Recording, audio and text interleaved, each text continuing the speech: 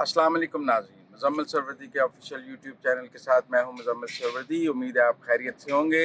नाज़रीन, Iran Israel America जंग के हवाले से हर आदमी ये सवाल पूछता है कि जंग कब बंद होगी।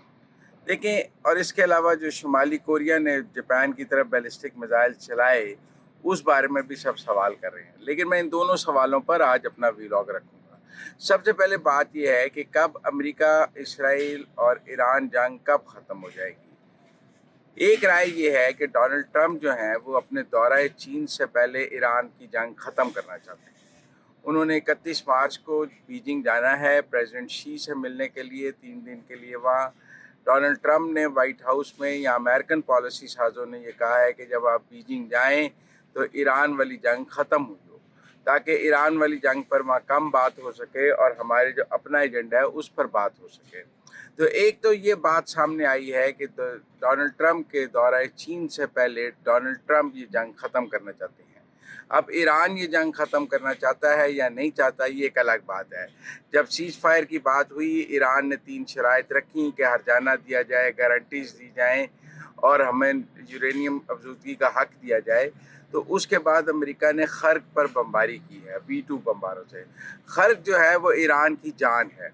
जो पासदारान इनकलाब हैं या जो ईरानियन रजीम है, इसकी जान खर्क में है, क्योंकि ईरान का 90% तेल खर्क से पैदा होता है और खर्क से एक्सपोर्ट होता है। अगर आप मेन ईरान लैंड पर जितनी मर्जी बमबारी कर लें, लेकिन जो खर्क की बमबारी है वो ईरान को, ईरानियन रजीम को ज़्यादा हिट करती है, क्योंकि वही तो असल ऑयल है। 90% ऑयल मेन ईरानियन लैंड पे इतना ऑयल नहीं है जितना उस एक छोटे से जजीरे के अंदर ऑयल मौजूद है। इसीलिए अमेरिका ने ईरान को सीज़ फायर पर अपनी टर्म्स पर लाने के लिए खर्क पर बमबारी की है, ताकि ईरानियन रजीम को मजबूर किया जा सके कि वो अमेरिकी शराइत पर कोई सीज़ फायर की बात की कर सकें। खर्क पर ऑयल तनसीबात को निशाना नहीं बनाया गया। ये बात ट्रंप ने भी कही है, ईरानियंस ने भी कही है। वहाँ ईरान का 90% तेल है। लेकिन खर्क पर जो मिलिट्री असासे हैं उन पर बमबारी का मतलब है कि किसी वक्त पर वहाँ पे कोई मिलिट्री एक्शन भी हो सकता है, क्योंकि ये भी कहा जाता है कि अगर मकसद ईरानियन ऑयल ही है तो आप वो खर्क का जजीरा कब्जा कर लें, तो उसके बाद ईरानियन तेल पर आपका कब्जा है, बाकी ईरान पर आपका कब्जा हो या ना हो उससे कोई फ़र्क नहीं पड़ता। सारी जान तो खर्क के उस छोटे से जजीरे में है जो मेन ईरान लैंड से 25 किलोमीटर दूर है, जहाँ पर सारा तेल है। तो एक सूरत ये थी कि एक वक्त में ये सोच थी कि खर्क पर कब्जा कर लिया जाए, लेकिन 18,000 फौजियों का एक प्लान था। लेकिन ना अमेरिका ना इसराइल, कोई भी 18,000 फौजी खर्क पर उतारने के लिए तैयार नहीं था, क्योंकि खर्क पर भी पासदारान इनकलाब मौजूद थे। इस सारे तनाजुर में खर्क पर बमबारी की गई है। ओवरऑल दुबई के या यूएई के, सऊदी अरब के, खित्ते के बाकी हालात तो वैसे ही हैं, ईरानियन ड्रोन्स के हवाले से, ईरानियन मिसाइल्स के हवाले से, और लड़ाई अपने तौर पर चल रही है। ऐसा नहीं है कि ईरान ने लड़ाई बंद कर दी है, और ना ही ऐसा है कि इसराइल या अमेरिका ने लड़ाई बंद कर दी है। लड़ाई एक ख़ास पेस पर चल रही है। खर्क पर बमबारी से इसको एक नया टर्न देने की कोशिश की है डोनाल्ड ट्रंप ने, और सबकी राय यही है कि ये टर्न जो है वो ईरान को मज़ीद सीज़ फायर पर मजबूर करने के लिए है, क्योंकि बहरहाल डोनाल्ड ट्रंप दौरे चीन से पहले ये लड़ाई ख़त्म करना चाहते हैं। दूसरी तरफ शुमाली कोरिया ने कुछ बैलिस्टिक मिसाइल जापान की तरफ चलाए हैं जो समुंदर में गिरे हैं, लेकिन जापान के फॉरेन ऑफिस ने, जापान के प्राइम मिनिस्टर ऑफिस ने तस्दीक की है कि ये बैलिस्टिक मिसाइल जो थे ये जापान की तरफ दागे गए थे। शुमाली कोरिया और जापान की पुरानी अदावत है। मैं अगर सादा लफ्ज़ों में आपको बताऊं तो जैसे पाकिस्तान और भारत के दरमियान एक एनिमिटी मौजूद है, एक अदावत मौजूद है, एक तनाज़ा मौजूद है, ऐसे ही शुमाली कोरिया और जापान के दरमियान भी ऐसे ही ताल्लुकात हैं। चाइना इसीलिए शुमाली कोरिया को सपोर्ट करता है, क्योंकि चाइना और जापान के भी बहुत इख्तलाफात हैं, और चाइना और जापान के भी वही ताल्लुकात हैं जो पाकिस्तान और इंडिया के ताल्लुकात हैं। चीन इसीलिए शुमाली कोरिया की भी हिमायत करता है। चीन और जापान के कुछ आइलैंड्स पर तनाज़ात भी मौजूद हैं, और वो फिर पैसिफिक ओशन की हेजमनी की भी बात है, क्योंकि चीन अपना सारा रूट पैसिफिक ओशन से भी यूज़ करता है एक्सपोर्ट के लिए। शुमाली कोरियन अब जब अमेरिका ने जापान से, साउथ कोरिया से अपने इंटरसेप्टर्स और मिसाइल्स उठाए हैं اور وہ لے کے آیا ہے مڈل ایسٹ کی طرف، تو وہ علاقہ کچھ خالی ہو گیا ہے۔ ویسے بھی چائنا امریکہ کو میسیج دے رہا ہے کہ اگر آپ ایران پر بس نہیں کریں گے تو ہم جاپان کی طرف ایک محاذ کھول سکتے ہیں، ساؤتھ کوریا کی طرف محاذ کھول سکتے ہیں، آپ کے باقی اتحادیوں کی طرف محاذ کھول سکتے ہیں۔ تو شمالی کوریا کی جو میزائل ہیں وہ دراصل امریکہ کو میسیج ہے کہ لڑائی بڑھ سکتی ہے، آپ بھی اس لڑائی کو کنکلوڈ کریں۔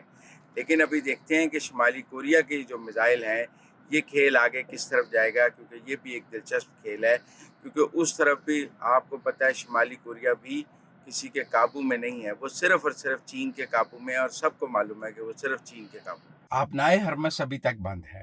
امریکہ نے یہ اعلان کیا ہے کہ اس کے شپس جو ہیں آبنائے ہرمس میں سیکیورٹی دیں گے، لیکن ٹیکنیکل صورتحال یہ ہے کہ کوئی بھی اپنے آئل ٹینکر آبنائے ہرمس سے گزارنے کے لیے تیار نہیں ہے جب تک کہ ایرانی گارنٹی موجود نہ ہو۔ اس وقت امریکی گارنٹی آبنائے ہرمس سے تیل کو گزارنے کے لیے کافی نہیں سمجھی جا رہی جب تک ایرانی گارنٹی موجود نہ ہو۔ اب اس ضمن میں ایران نے مختلف تجاویز دی ہیں۔ ایک تجویز تو یہ ہے کہ یہ UN کے تحت آبنائے ہرمس سے گزریں اور اس کے چارجز ایران کو یوان میں ادا کیے جائیں۔ ایران ڈالر میں چارجز نہیں لینا چاہتا۔ امریکہ کو یہ کسی صورت قبول نہیں ہوگا کہ ایک تو آبنائے ہرمس پہ چارجز لگ جائیں، اوپر سے وہ بھی یوان میں لگ جائیں اور ڈالر کی ہیجمنی ختم ہو جائے۔ لیکن یہ ایک حقیقت ہے کہ امریکہ اپنی تمام تر بحری طاقت کے باوجود بھی ابھی تک آبنائے ہرمس نہیں کھلوا سکا۔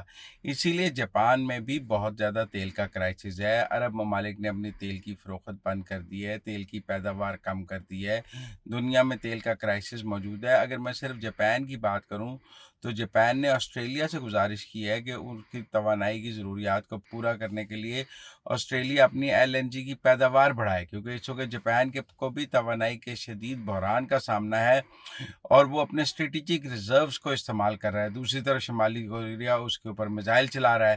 یہ صورتحال بھی ہمارے سامنے ہے۔ متحدہ عرب امارات، بحرین، قطر، کویت سب نے یہ دعویٰ کیا ہے کہ ایران نے اس کے اوپر میزائل چلائے ہیں، ڈرونز مارے ہیں اور اس نے ان کو ناکام بنایا، نکارہ بنایا ہے۔ لیکن سوال یہ نہیں ہے کہ انہیں نکارہ بنایا ہے، سوال یہ ہے کہ جنگ کے اتنے دنوں بعد بھی ایران اس پوزیشن میں موجود ہے کہ وہ ان ممالک پر ڈرونز اور میزائل داغ رہا ہے۔ ایران نے متحدہ عرب امارات کے اندر لوگوں کو متنبہ کیا ہے کہ وہ تیل تنصیبات سے، بندرگاہوں سے دور چلے جائیں، کیونکہ خرق پر حملے کے بعد ایران نے یہ کہا ہے کہ ہم بھی جائز سمجھتے ہیں کہ اب ہم امریکی مزید بندرگاہوں کو یا ان کے مزید اثاثوں کو نقصان پہنچائیں۔ اور اب سوال یہ ہے کہ اگر خرق میں تیل کی تنصیبات پر حملہ کیا گیا تو پھر ایران کہتا ہے کہ وہ پورے خطے میں تیل کی تنصیبات کو حملہ کرے گا۔ یہ ایک جو ہے خطرناک صورتحال ہوگی اگر خطے کے ممالک ایک دوسرے کی تیل تنصیبات پر حملہ کرنا شروع کرتے ہیں۔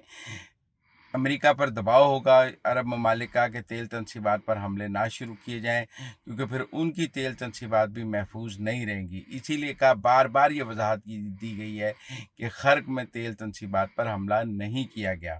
پاکستان اور افغانستان کی صورتحال یہ ہے، جو اسلام آباد پر ڈرون کا ڈرامہ کیا گیا کہ ڈرون مارا گیا ہے، وہ کوئی ڈرون نہیں تھا اور اس کو ناکارہ بھی بنایا گیا۔ لیکن افغانستان کی جو حکومت ہے وہ اپنی عوام سے شدید دباؤ میں ہے۔ افغانستان کے جو عام آدمی ہے وہ افغان طالبان پر دباؤ ڈال رہا ہے کہ آپ کسی بھی طرح پاکستان کو جواب دے ہی نہیں سکتے، آپ کے اندر یہ صلاحیت ہی موجود نہیں ہے، بڑیاں گلاں کرتے ہو، ہم TTA ہیں، ہم یہ ہیں۔ اس دباؤ کو ختم کرنے کے لیے وہ ایسا کرتے ہیں کہ وہ اپنے لوگوں کو یہ کہہ سکیں کہ ہم نے نوشہرہ کینٹ پہ حملہ کر دیا ہے، ہم نے GHQ پہ حملہ کر دیا ہے، ہم نے اسلام آباد پر حملہ کر دیا ہے، تاکہ وہاں کے میڈیا کو یہ دکھایا جا سکے۔ یہ خبریں صرف اور صرف افغان میڈیا کے لیے ہوتی ہیں تاکہ افغانستان کی عوام کو بتایا جا سکے۔ ویسے افغانستان کی حکومت کو خود بھی پتہ ہے کہ نہ دنیا ان پر یقین کر رہی ہے، نہ ان کا حقیقت سے کوئی تعلق ہے۔ لیکن امریکہ نے جو پابندیاں لگائیں کہ اس کے 2 امریکی جو ہیں وہ افغان طالبان کے پاس یرغمال ہیں، اس کے بعد لگتا ہے افغان طالبان کے ہوش ٹھکانے آ گئے ہیں، اور ذبیح اللہ مجاہد صاحب نے ایک TV انٹرویو میں یہ مان لیا ہے کہ 2 امریکی ان کے قبضے میں ہیں۔ پہلے وہ یہ نہیں مانتے تھے، بالخصوص حبیبی کے حوالے سے تو بالکل نہیں مانتے تھے، کیونکہ حبیبی پر تو یہ الزام ہے جو امریکی نظام شہزاد حبیبی ہیں، ویسے افغان ہیں لیکن امریکی شہری ہیں، کہ وہ القاعدہ کے ایمن الزاری کے قتل میں یا شہادت میں یا ان کو اسیسینیٹ کرانے میں ملوث تھے۔ اس کے بعد سے افغان طالبان نے ان کو گرفتار کیا ہوا ہے اور ان کی گرفتاری کو قبول بھی نہیں کیا جاتا تھا۔ لیکن اب جب امریکہ نے افغانستان پر پابندیاں لگانے کی بات کی ہے، پیسے بند کرنے کی بات کی ہے، تو افغان طالبان حبیبی کے حوالے سے مان گئے ہیں اور وہ کہہ رہے ہیں کہ ہم امریکہ سے اس پر بات کرنے کے لیے تیار ہیں۔